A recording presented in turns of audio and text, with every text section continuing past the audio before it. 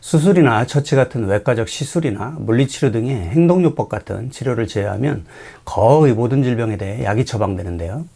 의사나 환자 모두 품질 좋고 또 효과적이면서 부작용이 없고 적은 양의 약을 복용하기를 모두 원합니다. 오늘은 의약품에 대해 이야기합니다.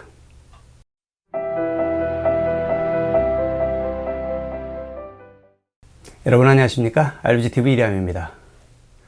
새로운 약은 통상 두 가지 방법으로 개발이 이루어집니다.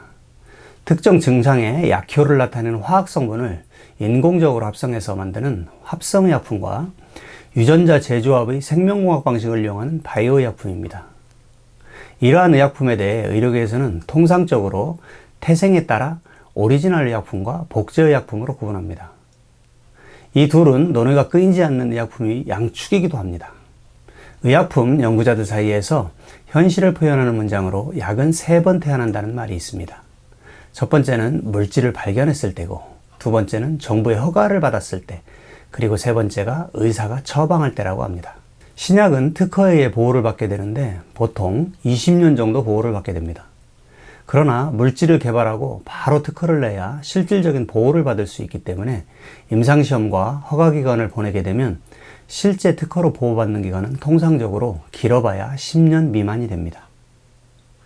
이 기간에는 법적으로 독점적 지위와 함께 가격을 보장받지만 특허가 만료되면 거대한 복제약 시장이 열리게 되는 것이죠.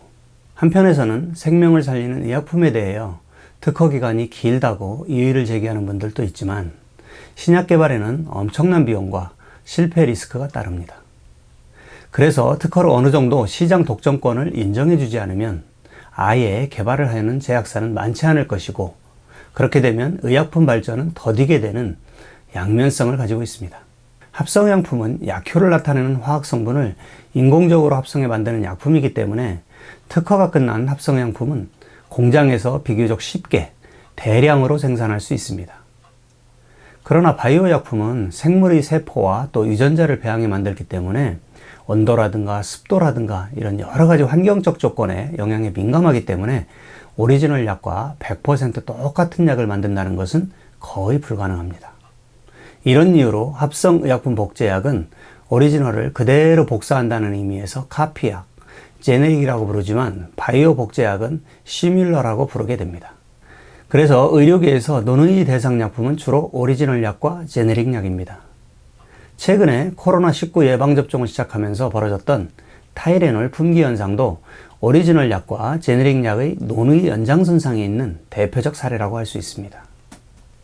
해프닝의 시작은 코로나19 예방접종이 시작되면서 보건당국 관계자가 백신 접종 후 발열이나 몸살 증상 등이 있으면 아세토아미노펜 계열의 약을 먹을 것을 권고하는 과정에서 특정 상품명인 타이레놀을 언급하게 됐습니다.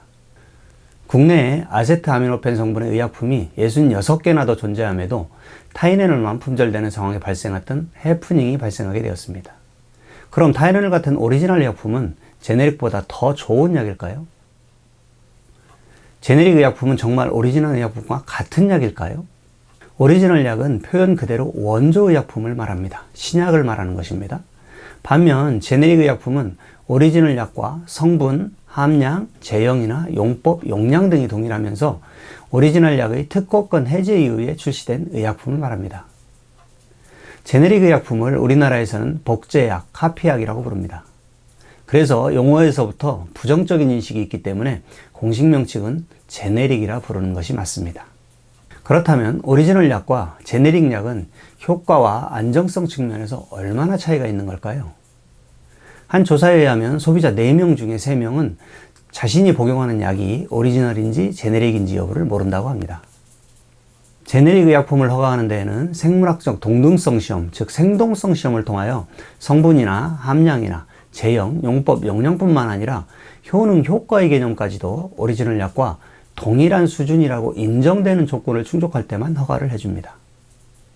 일반적으로 제네릭 약품은 신약 개발 시 필수로 거치는 동물 시험이라든가 임상시험 대신에 생동성 시험으로 유효성과 안전성을 가늠하기 때문에 기간은 물론 절차도 상대적으로 아주 간소합니다. 여기서 생동성 시험은 우리가 약을 먹으면 약이 위장에 도달한 뒤에 용해되고 또 약 성분의 일부가 흡수된 뒤 간에서 대사를 거쳐 혈류에 들어가게 됩니다. 이때 복용 후 혈중 농도는 서서히 증가하다가 일정 시간이 최고치에 이르고 또 그 후에 서서히 감소하는 기전을 갖게 되겠죠. 이러한 변화를 그래프로 지표화한 후에 이들 지표들을 종합적으로 평가했을 때 오리지널 약품 대비 제네릭 약품의 지표가 80%에서 125%에 해당되면 동일하다고 판단하고 통과하게 됩니다. 여기서 변동성의 범위가 너무 넓은 것이 아니냐는 반론을 제기할 수도 있지만 오리지널 약품도 복용하는 사람에 따라 변동성이 있기 때문에 80에서 125% 범위 안에 있는 변동성은 유의미한 차이가 있는 것이 아니라고 보는 것입니다. 아직도 의사들이나 전문가들 간에도 의견이 갈리기도 합니다. 우리나라를 포함한 다수 국가의 정부나 보험기관은 약제비를 절감하기 위해 상대적으로 저렴한 제네릭 의약품 사용을 장려하고 있습니다. 또 일부 의사 중에는 오리지널 약 처방을 고집하는 의사도 있습니다. 옳고 그름을 떠나 객관적으로 제네릭 약도 충분히 검증받고 좋은 약인 것은 분명합니다. 하지만 카피약이라는 딱지로 우리의 인식 속에서 제네릭이 오리지널보다 약효가 떨어질 것이라는 편견이 많은 것도 현실입니다.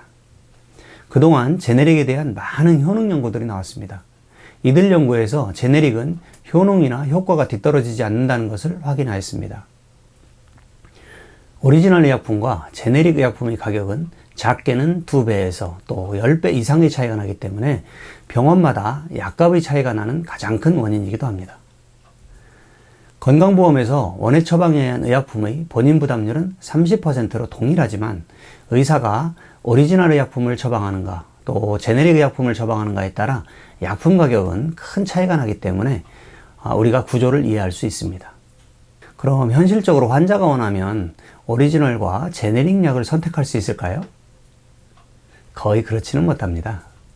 앞에서 언급한 아세토아미노펜 성분의 약만 해도 66가지나 된다고 했는데 대부분의 다른 약들도 이처럼 동일 성분의 복수약들이 수없이 존재합니다. 이 많은 약을 병원이 입원 환자를 위해서 병원에서 모두 구입할 수도 없고 또한 외래 환자를 위해서 주변 약국에서 모두 보유하게 한다는 것은 현실적으로 불가능합니다. 경험적으로 보면 상급 종합병원이나 종별이 높은 병원일수록 오리지널 의약품을 선호하게 되고 이에 대한 처방의 비중이 높은 것 같습니다. 그리고 반대로 의원으로 갈수록 오리지널 약품에 대한 처방 비중이 낮기도 한 것 같습니다. 하지만 의료기관이나 의사의 선택에 따라 달라지기 때문에 이는 절대적일 수 없습니다.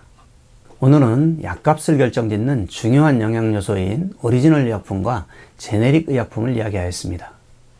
구독과 좋아요는 제게 큰 힘이 됩니다. 시청해주셔서 감사합니다. 더 좋은 영상으로 여러분에게 찾아뵙겠습니다. RBGTV 리암입니다.